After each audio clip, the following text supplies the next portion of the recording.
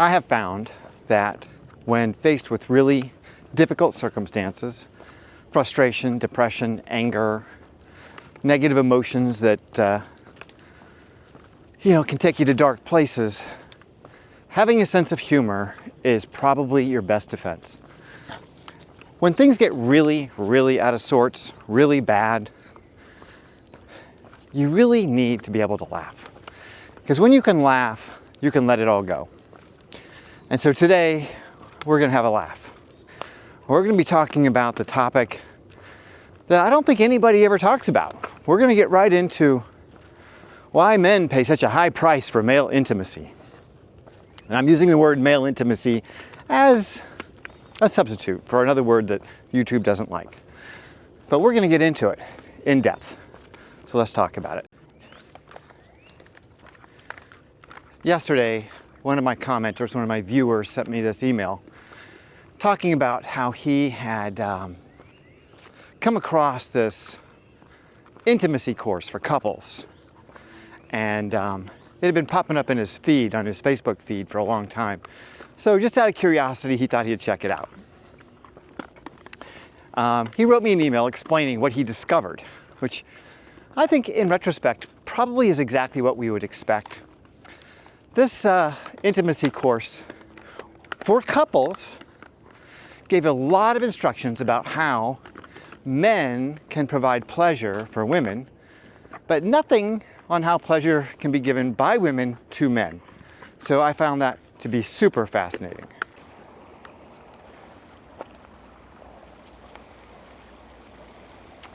If you've been married for any length of time, chances are you have come across this situation.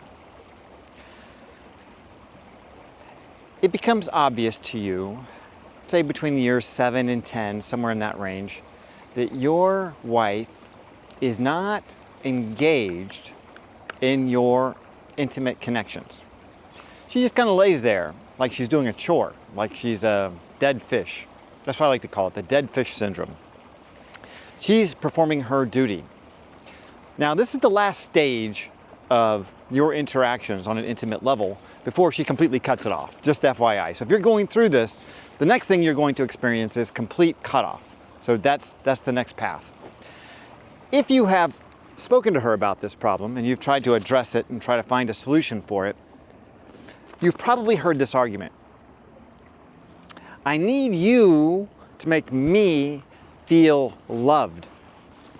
Yes, that's what I heard, and I think this is a common thing where women say, the reason why you're not getting sex from me, the reason why we're not being intimate is because you're doing a terrible job at making me feel loved. And that's your job, is to make me feel loved. Which is, of course, ridiculous. I mean, it's just an insanity thing.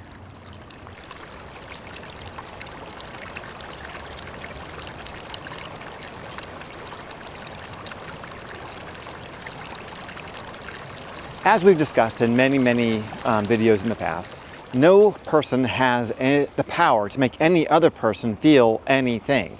So if your wife says she's unhappy, then obviously she's just unhappy. It has nothing to do with you. The fact that she happens to be married to you is just a coincidence, and the fact that her unhappiness is now manifesting itself probably isn't an original thing. It's probably something that she's been hiding from you for a long time. She was probably unhappy before she met you, and now the high of the marriage and the kids and the house and the cars and all the money and all that stuff has just sort of worn off, and now she's bored, and she's discovered that she's still unhappy, just like she was years ago. She felt unloved before she met you. She was hoping that you would help her feel loved. I know, it's crazy. It's crazy. The thing about this that everybody, not just women, but everybody overlooks, is that love is a energy, a power that can only be given from one person to another. It cannot be taken. It cannot be gotten. Like, you can't feel loved unless you are giving love. The only way you get love is by giving love. It's a cyclical thing. So if a woman is telling you, I don't feel loved, chances are she's not being very loving. And I think obviously by the fact that she's giving you the dead fish routine in bed is a perfect example Like, she thinks that by giving you the dead fish routine, that she can leverage you to change your behaviors to help her feel more loved. But the truth is, she's just doing the opposite. By being less loving, she is actually getting less love.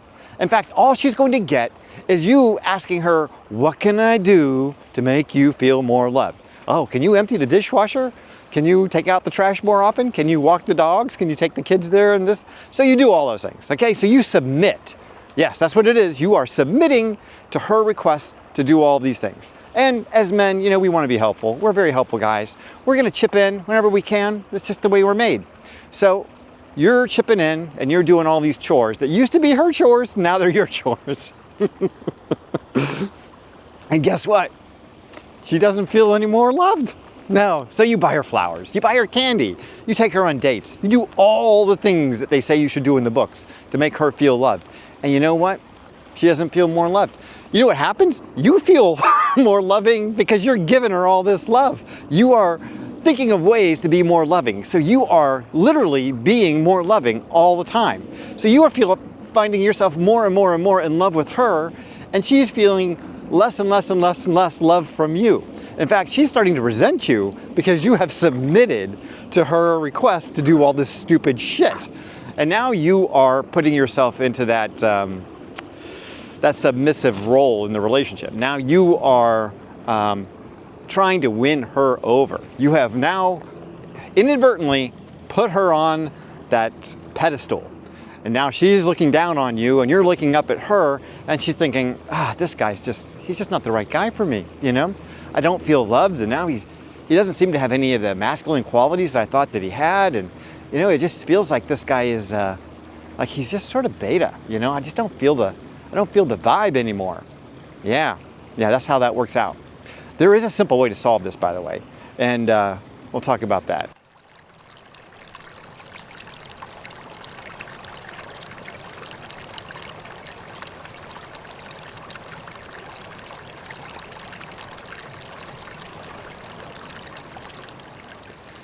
This is going to seem very counterintuitive to many of you, but the best way to get what you want from a woman is to tell her what you want. Now, you don't be an asshole about it. You got to be straightforward, and you got to be, you got to come at it from a very rational and mature position. I think that we as men tend to forget that women are a lot more like children than we are. They still have this childlike quality. And what's interesting is that it makes us more attracted to them. That whole childlike quality, there's an innocence to it.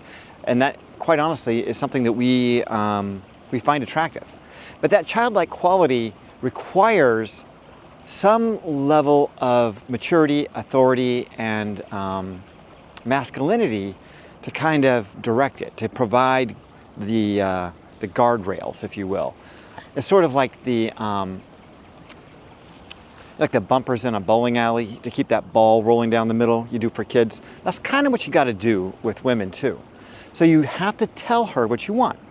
So when she's giving you that, cold fish routine, you say, you know, honey, I really desire having a strong and healthy relationship with you. You know, I've always imagined having an intimate connection with another person that is something that we both cherish and we both enjoy. That's what I need in my life. I hope that's what you're looking for too. And just leave it at that. And let her ponder that for a bit. Because you're not saying that you're willing to walk away if you're not getting that, but you're implying it. You're implying it. You're letting her know that if she's not willing to change her ways, then you will change yours. Not in the way that she wants. You're not going to submit to her, I want you to empty the dishwasher bullshit. No, you're giving her the idea that if she doesn't submit to you, then you're going to find someone who will.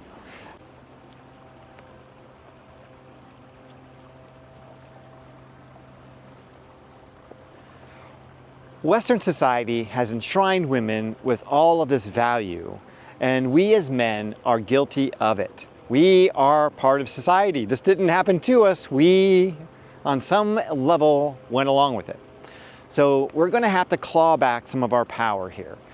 Not that women don't deserve to be equal or vote or have jobs or any of that crap. I mean, you know, women should be able to have the freedom to live their lives. But when it comes to having relationships with men, we need to establish gender roles very, very definitively. And each man and woman is going to have to make the decision for themselves as to how those gender roles are going to unfold. I'm not saying that there's some absolute way that it has to be done every single time, because obviously everyone's different. But as a man, your masculine energy in a relationship is a critical component. And regardless of what job you have, whether you're the stay-at-home dad or whether you're the guy bringing home the income, it doesn't really matter. It's just that that masculine energy needs to be present at all times. Just because you're not the main breadwinner, for example, doesn't mean that you are submitting to her in any way, shape, or form.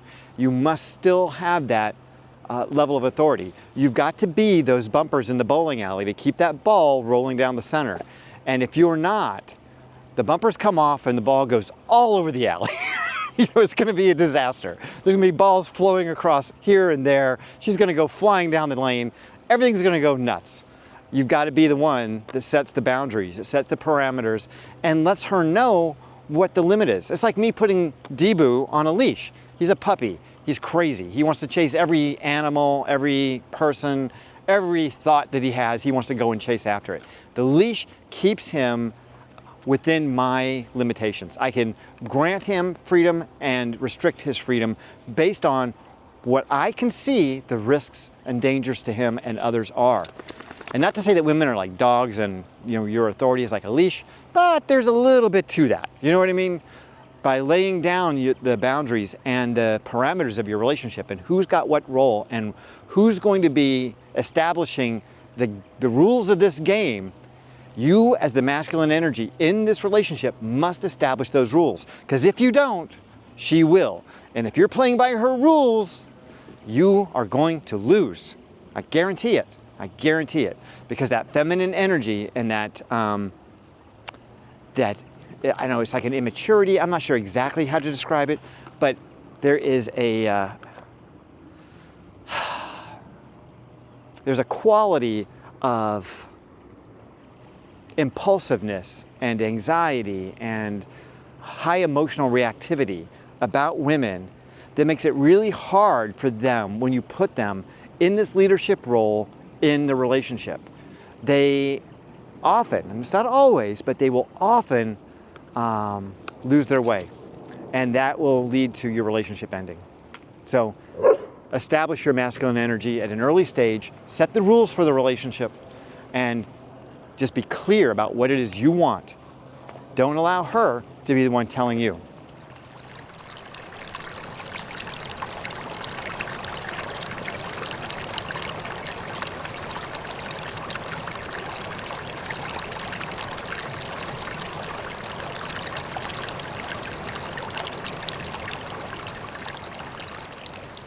That's all I got for you today. I hope you've enjoyed the video. If you have, please like and subscribe.